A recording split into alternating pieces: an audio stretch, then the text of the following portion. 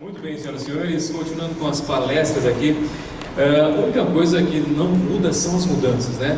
E para falar para a gente sobre surfando nas ondas da mudança, estamos em crise ou em transição, como mudar da competição de escassez para colaboração à abundância.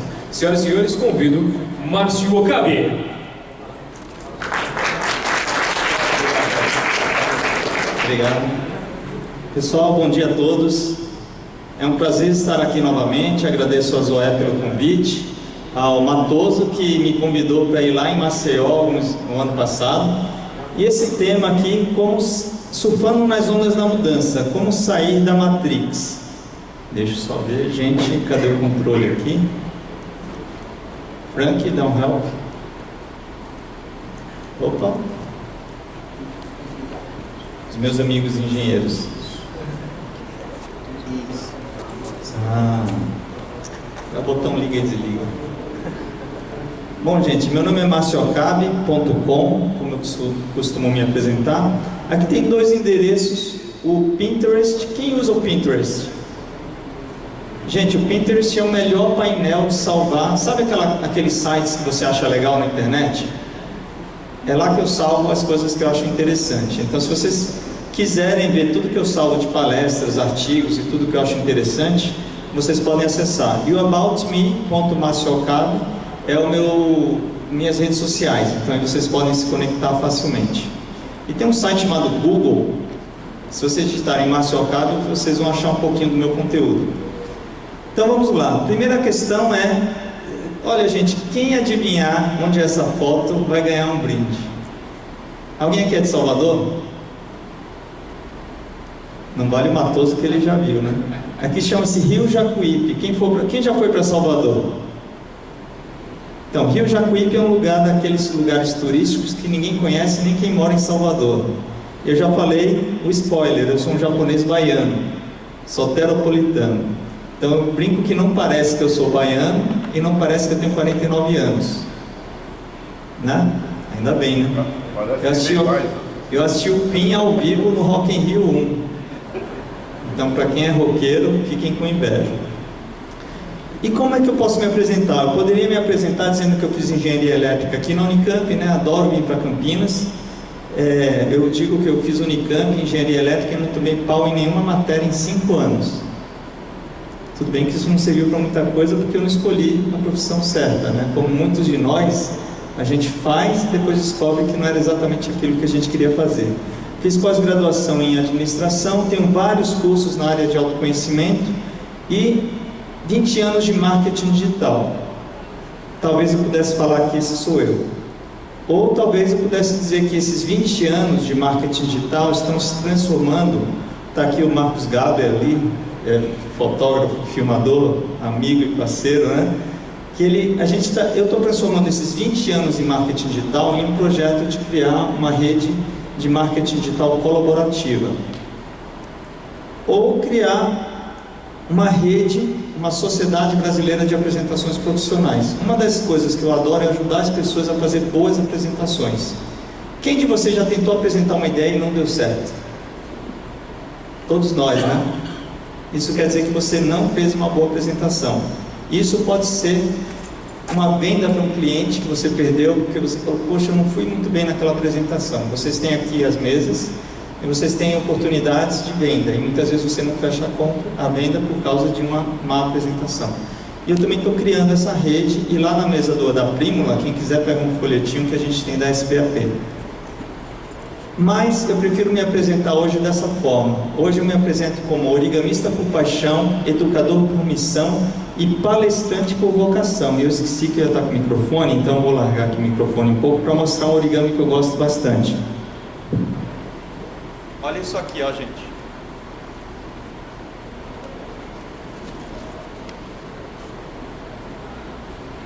Isso é um origami diferente. Depois eu vou deixar circulando aqui com vocês. Depois eu passo para vocês. Eu vou ficar aqui o dia inteiro. Então hoje eu me considero origamista por paixão. É uma paixão que está virando negócio. Educador por missão e palestrante por vocação. Então, dois projetos que eu gostaria que vocês visitassem, que é o origami.club e o Confid Education. Outro doce para quem adivinhar quem é essa senhora da foto. Não vale quem assistiu minha palestra, tá, Matoso? Essa senhora se chama Eloísa Schurman. Esse nome diz alguma coisa? Família Schurman. Em 1984, eles viajaram o mundo, educaram os filhos a bordo do barco. E para quem não sabe, em 1984 não tinha uma coisa chamada YouTube e Google. Eles educaram mesmo assim os filhos de uma forma autônoma. E hoje, esse é o meu filho mais velho, tem agora 14 anos. Esse ano ele começou a fazer homeschooling. Começou a estudar em casa. Então, a minha maior conquista não foi ele fazer, foi ele decidir e ter a coragem de fazer homeschooling. E esse senhor aqui da foto chama-se Mitchell Resnick. Ele é responsável pela criação de um dos melhores sites para as crianças aprenderem como programar de uma forma lúdica. Esse gatinho simpático chama-se Scratch, esse programa, e as crianças podem aprender a programar usando bloquinhos visuais. Daí eu fico me lembrando, quando eu tinha 6 anos de idade, 7 anos, 8 anos, lembram-se? Seria bem interessante a gente aprender dessa forma mais criativa. E hoje, com todas essas mudanças que estão acontecendo, gente, os filhos de vocês, os netos, os sobrinhos, se eles não se envolverem com outro tipo de linguagem, eles não vão conseguir surfar essa onda da mudança que a gente vai conversar agora. Então, vem a pergunta: estamos vivendo uma crise ou uma transição? Quem de vocês leu a matéria na revista School? Alguém leu ou não? Então depois vocês leiam, porque está super alinhado com essa palestra. A pergunta é: se você não faz parte da solução, você faz parte do problema. Então toda crise é um momento de transformação. Então crise, segundo o ideograma chinês, ele significa perigo ou oportunidade ao mesmo tempo. E como eu sou muito curioso, eu já fui pesquisar e descobri que isso daí não é bem verdade. Você pesquisa no Google e descobre que isso daí é meio que uma lenda, que não é exatamente isso. Mas é muito bacana essa metáfora. Quer dizer, a crise, sim, você pode reclamar ou você pode agir e fazer diferente. A questão é: você tem mais medo ou confiança nas relações? A gente vive uma sociedade que foi baseada no medo e não na confiança. Por isso que a gente às vezes reclama: poxa, as coisas não estão dando certo. As pessoas, eu não confio nas pessoas, mas será que as pessoas confiam em você? Então, confiança é uma via de mão dupla. E aí tem uma história que eu acho muito bacana. É uma história: qual a diferença de céu e inferno? Ela ilustra bem essa questão da colaboração. Basicamente é o seguinte: um rabino perguntou para Deus qual era a diferença de céu e inferno. Aí Deus fez o seguinte: bom, vamos fazer o seguinte, eu vou te levar lá e você mesmo vai concluir. E aí Deus pegou o rabino e levou lá para o inferno. Aí o que é que ele viu? Ele viu um monte de gente tentando se alimentar, só que tinha um detalhe: eles tinham longas colheres e a sopa estava aqui longe. Então você via um ambiente árido, de competição, mas as pessoas não conseguiam obter o alimento. E esse era o inferno. Aí Deus levou ele para o céu, e esse era o ambiente. O mesmo ambiente, só que as pessoas perceberam que se elas colaborassem umas com as outras, seria mais produtivo.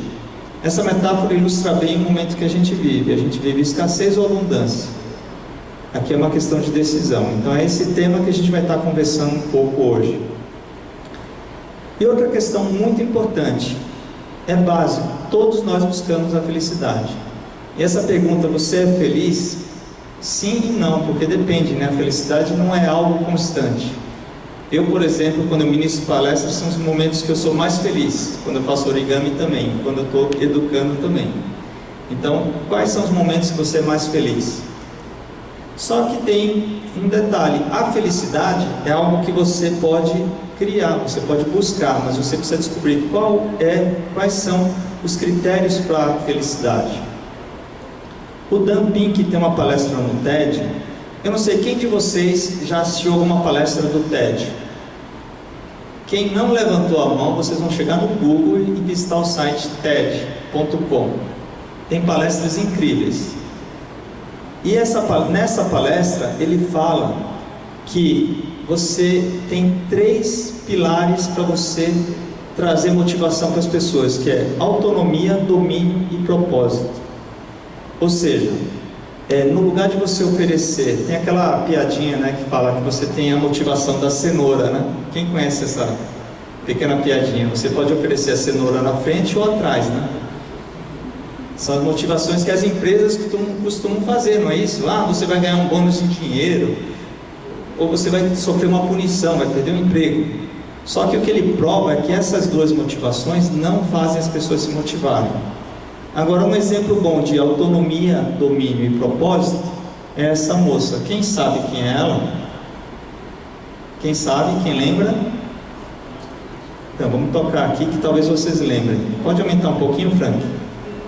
Não é sobre ter todas as pessoas no mundo pra si.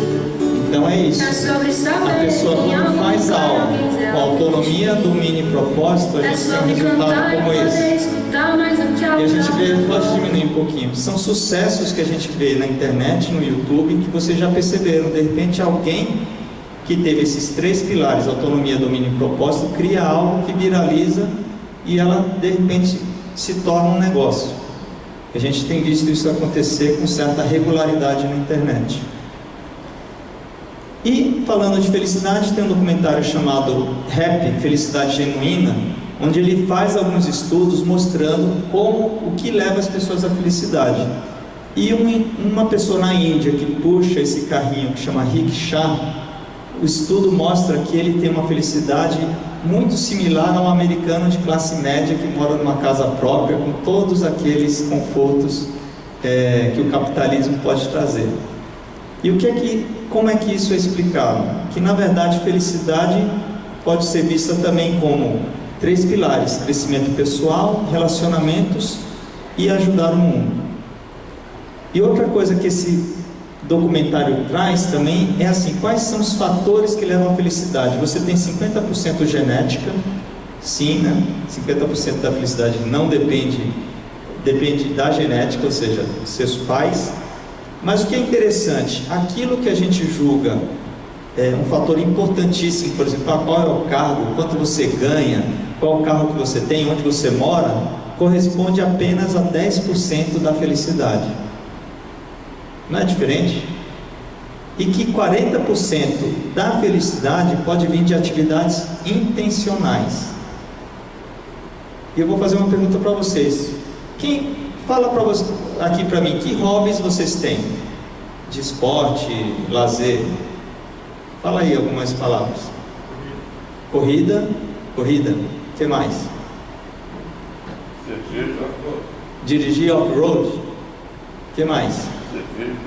Cerveja. Jogar baralho. Fazer origami. Então o que acontece? Essas são atividades intencionais e o estudo mostra que 40% da felicidade das pessoas vem dessas decisões. Ou seja, muitas vezes a gente fica tão focado no trabalho que tem que entregar no cliente chato, naquele projeto, e muitas vezes você deixa de lado exatamente o que pode te trazer felicidade. Então, felicidade mais motivação é igual a resultados. E quando a gente tem uma indústria, como é o caso desse universo aqui da Visa, o que é que você precisa? Funcionário motivado. Tá certo? Então, por mais que seja uma atividade mais operacional, mais técnica, se ele não está motivado, você vai ter menos resultados. E a gente tem essa pequena reflexão. Você tem um passado, é uma linha reta, porque para você chegar até onde a gente chegou, eu tive essa linha reta até aqui. Só que o presente é um momento complexo, porque a todo momento ele está virando passado e eu tenho milhares de opções de futuros. Então, o passado é linear, o presente é cheio de opções, só que a gente pode pensar o seguinte: isso aqui é uma imagem de 1910, onde as pessoas ilustraram o quê? Alguém lá em 1910 imaginou como é que as pessoas vão aprender no futuro. A gente vai pegar um monte de livro, triturar, jogar aqui nos fiozinhos e vai cair na cabeça dos alunos. Isso quer dizer o seguinte: a gente muitas vezes pensa o futuro com base no passado.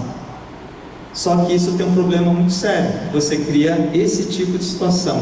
Minha pergunta é, quantas situações a gente vive hoje que é parecida com essa? Hoje a gente dá risada, né? A gente fala, pô, os caras não sabem que tem YouTube, que tem vários cursos online gratuitos, tá? Eles não sabiam, mas eles previram isso. E olha que tristeza, as escolas ainda são muito parecidas com esse formato. Isso é um futuro que a gente chama reativo. Agora, o futuro desejável, eu aprendi esse nome, futuro desejável, com a Lala Denzelin, que é uma mentora, é super bacana. Ela tem um curso chamado Fluxonomia 4D, inclusive é um tema que eu abordo na matéria da PISA. Então, por favor, leiam a revista Espuma. O futuro desejável é um futuro onde você cria o futuro que você quer. Eu gosto muito dessa frase: o futuro dependerá daquilo que fazemos no presente. Ou seja, você precisa imaginar o que você quer e a partir disso o futuro pode se criar. E não olhar para o passado e falar, poxa, eu vou fazer melhor do que eu fazia antes. E uma história muito interessante para contar é sobre as borboletas. A borboleta é uma metáfora de transformação que todos conhecemos. Só que fica uma pergunta, vocês já pararam para imaginar por que aquele casulo vira uma borboleta? Alguém já parou para pensar? Porque não é mágica, né? Então o que acontece é que a lagarta chega um momento da vida dela que ela está tão estufada, tão consumindo tanto, que ela não consegue mais, ela tem que parar, porque isso daí não tem mais fim. Então isso, fazendo um paralelo com o planeta Terra, não parece algo assim? A gente está consumindo o planeta Terra. Então a gente está chegando num momento que ou a gente muda ou acaba. E é mais ou menos essa metáfora com a lagarta. Só que o que acontece? Em algum momento dentro do casulo, a hora que ela se fecha, existem algumas células que, diferente das outras, é o que chama células imaginais. São células que conseguem imaginar que vem algo diferente. E elas constroem esse algo diferente, que é a borboleta. Eu vou passar um pequeno trecho aqui do vídeo já, porque o vídeo era um pouquinho mais longo. Acho que esse trecho final vai ilustrar bem o que eu estou falando agora. And yet, in the midst of those billions of cells, in among them are other cells that are genetically identical to them, no different. But they think differently. They respond to the signals differently. These cells have the interesting name called imaginal cells. And these imaginal cells come up with new visions. And what happens is, in the midst of all this chaos, when all the other cells are running around thinking the end of the world is coming, the new imaginal cells are laying out new ideas, new visions, a new plan, a new scheme, a new way of life. And around these ideas, the cells reorganize, and they start to create new massive organizations to create something much more fabulous than the previous system. A system that is much more sustainable. It's a system with a higher level of evolution. And that system they're constructing called the butterfly. So there's a transition from an old world of caterpillar with an old belief system and an old way of life that was no longer sustainable. And therefore, you have two choices in this world right now. You can retain your caterpillar status and go, oh my God, the sky is falling, and be in fear.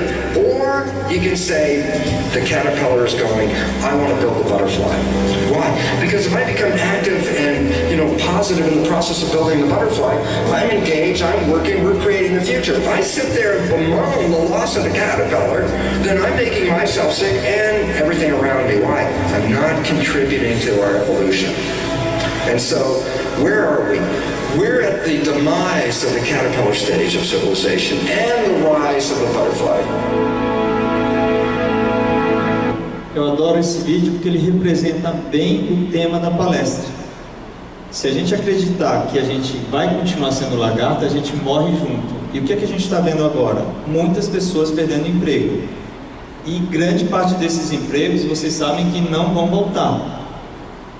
Se essa pessoa não se reinventar, como jornalistas, alguém é jornalista aqui? Não? Mas vocês sabem, né, que o jornalismo é uma das profissões que o jornalismo impresso está a ladeira abaixo. Se a pessoa achar que ainda vai conseguir um emprego em jornalismo impresso, é o cara que está querendo continuar com a lagarta. E quando a gente fala de tecnologia, tem uma lei de Moore que fala que a cada 18 meses a tecnologia dobra de potência. E é bem interessante, né? Quem de vocês já teve um Palm? Quem de vocês já teve esse telefone até moderninho, né? Porque não tem nem fio, né? Mas uma Polaroid, Walkman. Olha só a filmadora, como era bacana, né? Super moderna. Tudo isso está onde agora? Está no smartphone. E aí o que acontece? Isso tudo está ao alcance de qualquer criança.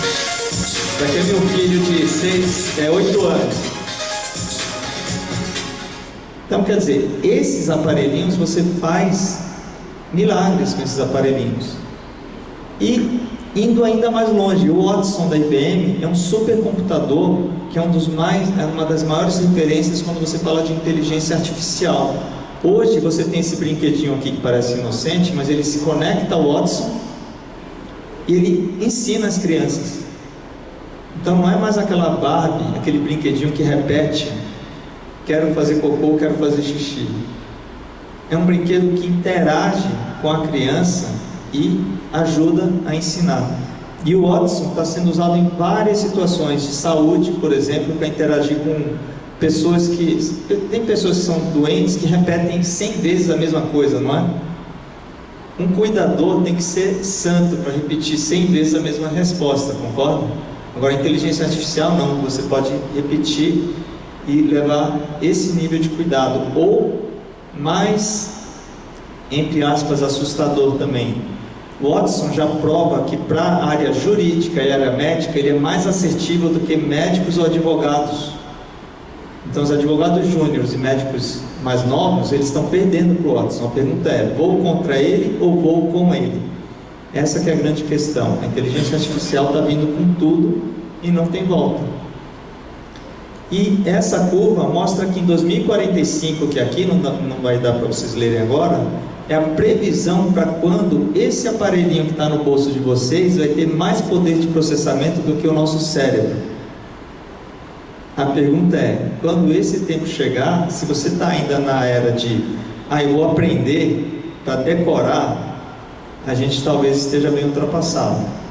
Então esse é o momento que a gente chama de singularidade. Quando isso acontecer, tudo isso que a gente está vendo vai parecer brinquedo de criança. E a exponencialidade, como é que ela funciona? A gente vive num mundo linear, a gente acha que isso aqui é previsível.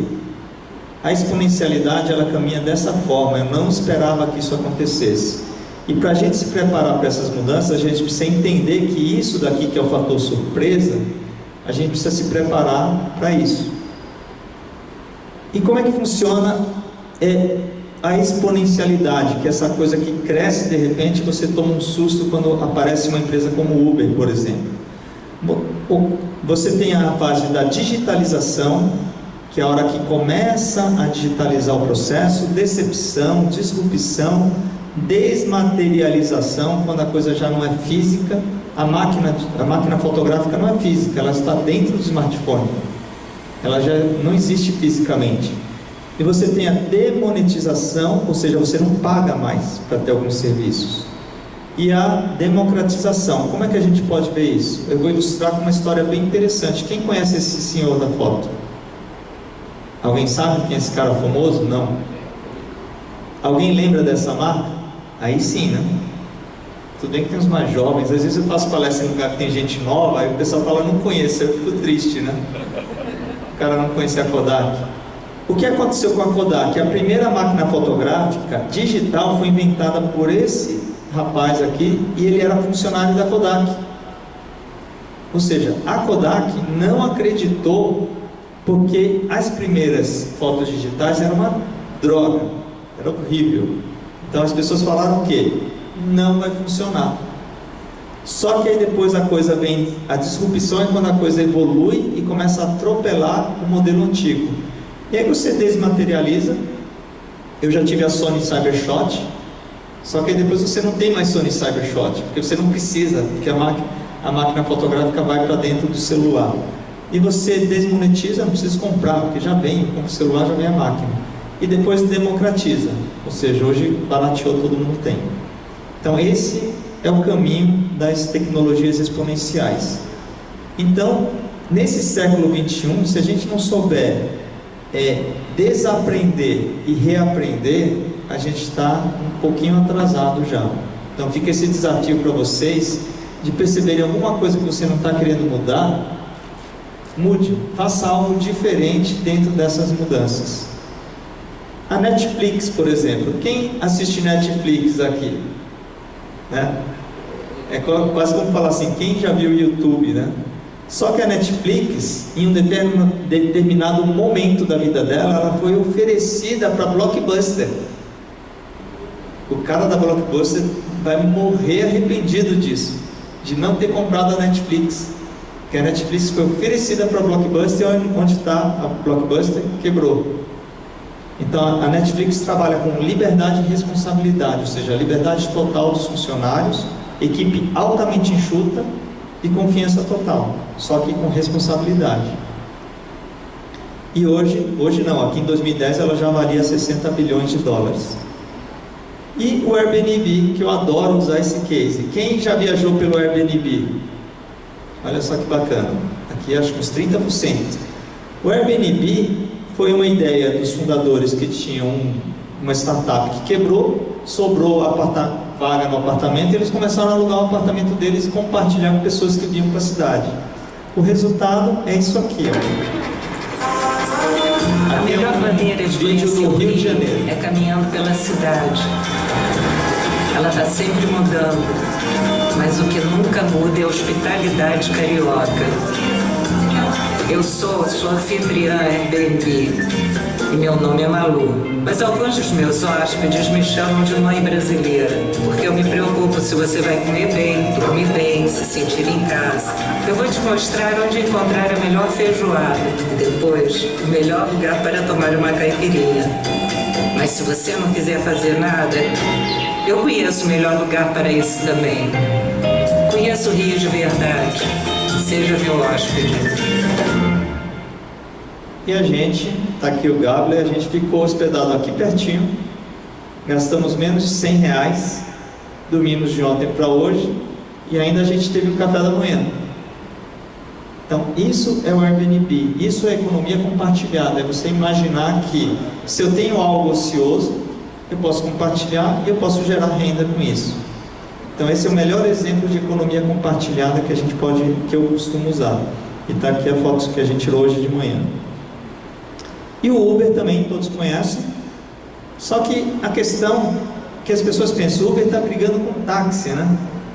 Não, na verdade, a briga está indo para mais longe. O Uber já está testando o carro autônomo, o Google também, e a Tesla é uma das empresas que estão ameaçando a indústria automobilística. Então vamos ver um pequeno vídeo aqui. Pode diminuir um pouquinho o volume. Aqui é um carro da Tesla dirigindo sozinho. Aqui só tem um motorista por questões legais, porque tem que ter alguém sentadinho lá na posição de motorista. Agora, o que é que isso muda? Isso muda tudo, porque um carro autônomo vai ter menos problema de acidentes. Então a indústria de seguros vai ser afetada, a indústria automobilística vai ser afetada, tudo mais vai ser afetado. Então não é tão simples, uma indústria pode mudar tudo. Então tá aqui, ele também tem uma empresa de foguetes, mas aqui estão me contando que eu estou com o tempo contado. Então, gente, a gente está vendo mudanças muito grandes, mas as perguntas sempre são: como que eu levo isso para o meu dia a dia? Porque vocês não vão abrir uma empresa de foguetes, certo? E tem um movimento chamado Movimento Maker, do faça você mesmo, que na época que eu era criança, meu pai fazia carrinho de rolimã. Então a gente, quem é mais velho, viveu essa época. Só que lá em São Paulo, pode dar um play no vídeo, tem o que a gente chama de Fab Labs. É uma rede de 12 Fab Labs livres, que são espaços gratuitos com cortadora laser, impressora 3D. Alguém já foi no Fab Lab? Então, fica a dica. Vão para São Paulo e visitem um Fab Lab. Depois eu vou estar aqui durante o evento, vocês podem falar comigo. Mas mais do que fazer, é a mudança de modelo mental que você tem quando você vai lá e usa um Fab Lab. Eu, por exemplo, eu levo meia hora para dobrar isso aqui. No Fab Lab, eu faço a marcação disso tudo aqui em 2 minutos na cortadora laser e eu dobro em 5 minutos. Ou seja, algo que eu levo 30 minutos, eu passo a fazer em 5 minutos. E a pergunta é, o que é que vocês têm dentro da indústria de vocês que vocês podem otimizar usando essa prototipação digital? É o que a gente chama da Revolução Industrial 4.0. Mas se vocês nunca foram no Fab Lab, como é que vocês vão levar essa inovação para dentro da indústria? Então, esses são os Fab Labs e como mudar esse modelo mental. A gente tem que lembrar que um dia disseram que a Terra era plana. Aliás, por incrível que pareça, tem um grupo que defende que a Terra é plana. Vocês acreditam nisso? Incrível. Então você tem que pensar que, quando você pensa no mundo plano, você pensa, como é que eu consigo uma peça 3D que passa por esses 3 buracos ao mesmo tempo? Como seria possível? Seria possível numa peça dessa forma. Então a gente precisa começar a enxergar o mundo de outra forma. A partir disso eu consigo inovar. E é aquela velha história, eu adoro essa frase, né? Se você pensa que pode ou pensa que não pode, você está certo de qualquer jeito. Então, a questão é o que você pensa. Se você mudar o jeito de pensar, você consegue inovar. E aqui tem o que chama Ikigai. Alguém já ouviu falar dessa palavra? Ikigai é uma palavra japonesa que tem muito a ver com o que eu vivencio hoje. Que é, aqui, ele é o que eu amo fazer e o que o mundo precisa é a minha missão. O que eu amo fazer e o que eu faço bem é a minha paixão. Aqui eu vou colar um pouquinho o que ficou em cima. Aqui o que eu amo fazer e o que as pessoas pagam para fazer. Opa, eu dei uma apagada aqui. Apanhei agora. O que eu faço bem e o que as pessoas pagam para fazer é a minha paixão. E o que o mundo precisa, o que as pessoas pagam para fazer é a visão.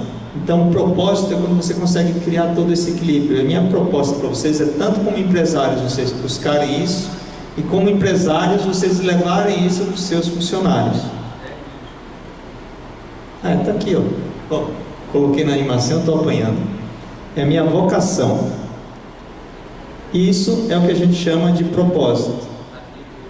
E a colaboração em rede é assim, a gente vive um mundo que foi muito centralizado, chefe, chefinho, estagiário, está me cobrando lá do tempo.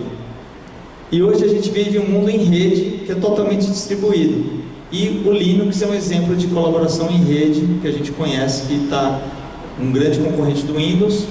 E a economia do presente, já estou terminando, viu gente? É um modelo muito bacana do seguinte: eu tenho testado a economia do presente com origami. Eu tenho uma historinha rápida aqui para contar, que é, eu fui para Paraty e eu dei um origami de presente para um casal de ceramistas. De repente, eu descobri que eles eram organizadores do encontro de ceramistas. Aí eu falei, eu preciso conhecer uma pousada para poder ir para Paraty. Eles me conectaram com uma pousada e eu fiz uma permuta em vídeo com essa pousada. Fui conhecer Paraty. E depois eu fui parar numa outra praia, que é uma praia feia, como vocês podem ver aqui. E nessa praia, a dona da pousada, que eu também conheci, quando ela descobriu que eu fazia origami, ela me ofereceu, quase que a gente ficou. Ela falou, vocês não querem ficar para o aniversário da minha filha, ficar na pousada e fazer origami no aniversário? O que eu quero dizer é como a gente pode usar algo que a gente gosta e de repente aquilo vira uma moeda de circulação não monetária. E já quase fechando, para a educação, o que eu queria propor a reflexão é: a educação antiga era assim, muitas escolas ainda são assim, o que é uma tristeza. E essa escola é uma escola chamada Amorim Lima, que as crianças não têm provas, não têm aulas tradicionais, elas estudam por projetos. O meu filho mais novo está nessa escola hoje. Então o desafio é, a gente precisa mudar na base. Então o que eu proponho para vocês refletirem é nós nos envolvemos com projetos de educação. Essa menina aqui é uma escultura chamada Menina Sem Medo. Por quê? Porque ela foi colocada na frente do famoso touro de Wall Street como um protesto pelo fato das mulheres no mercado financeiro ganharem menos do que os homens. Fez um sucesso tremendo, porque mostra o seguinte: a gente precisa ter coragem para fazer as mudanças. Eu acho que esse é o grande passo, porque para mudar você tem que ter coragem de ir para algo que você ainda não tem certeza. E aqui, na palestra passada, eu fiz algumas homenagens, que é alguns clientes da Prímula, né, Matoso? O FC Oliveira, que tem uma orquestra para crianças lá no Maranhão, né? Lá no Maranhão, trabalho educacional da FC Oliveira, e da IP, que tem um projeto Observando os Rios, que é um projeto colaborativo de monitoramento das águas no estado de São Paulo. No estado de São Paulo não, em vários estados do Brasil. E mais um exemplo de inovação é o Alfredo Mosé, que criou um projeto que tem mais de 1 milhão de instalações de iluminação barata através das garrafas PETs. E por último, um exemplo incrível de inovação, que é o projeto da Ubatuba Sat, que é um grupo de estudantes de escola pública de Ubatuba que conseguiram criar um projeto de um satélite para ser lançado pela NASA. Então eles criaram um projeto numa escola pública para lançar. Pode adiantar um pouquinho o vídeo só para o pessoal ver algumas cenas. Então eles criaram esse projeto educacional dentro da escola municipal em Ubatuba e eles conseguiram levar isso para a NASA, uma escola pública. Aluno de escola pública é... Então, pessoal, como estão me cobrando aqui o horário, eu queria ter algumas perguntinhas. Eu queria compartilhar para vocês o seguinte: eu adoro essa frase, as escolas que são asas, as escolas que são gaiolas e as escolas que são asas. Minha proposta é que vocês pensem como vocês podem criar empresas com asas para os seus funcionários. Gratidão aos meus pais que moram aqui, lá em Salvador, e gratidão pela palestra. Obrigado pela atenção. Pessoal, tem meu WhatsApp aqui, vou estar aqui durante o evento. Então, obrigado. Nós agradecemos, Márcio, pela palestra. Senhores, perguntas ao Márcio sobre mudanças? Foi sintético, explicativo, suficiente? Por favor. Você falou da transição da máquina fotográfica, né, para hoje o celular que tem tudo. Eu tenho 61 de idade e me considero da antiga. Meu neto tem 4, ele faz coisas no celular que eu não sei fazer e acho que não vou aprender. Mas eu vejo o seguinte hoje: quando tinha máquina fotográfica, tinha foto em papel, nossos avós, bisavós, os pais guardaram. Então a gente tem um álbum hoje, de família e tal. Né? Eu vejo a garotada nova hoje, fotografa, apaga. Aí eu pergunto: você tem uma foto de 5 anos atrás? Não. Como é que essa turma lida com isso que eu não consigo? Eu tenho 49 anos, eu sou alguém que transita. Eu me considero geração Z, porque eu tenho um filho pequeno e eu trabalho com inovação. Eu diria o seguinte: às vezes eu vejo vídeos do meu filho, que tem 14, eu tenho um vídeo dele que às vezes eu vejo com ele com 3 anos, tocando guitarrinha, e está onde esse vídeo? No YouTube. Então, na verdade, olha só o mindset, o modelo mental. As fotos estão preservadas no Instagram, no YouTube. Então, essas fotos estão preservadas e estão mais fáceis de compartilhar até do que o álbum de fotos. Então, esse é o desafio. Não cheguei lá ainda no Instagram. É só falar com o seu netinho que ele te ensina. Mais alguma pergunta, gente? Não? Gente, eu vou estar aqui durante o dia. Obrigado. Gratidão. Mais uma vez, obrigado pela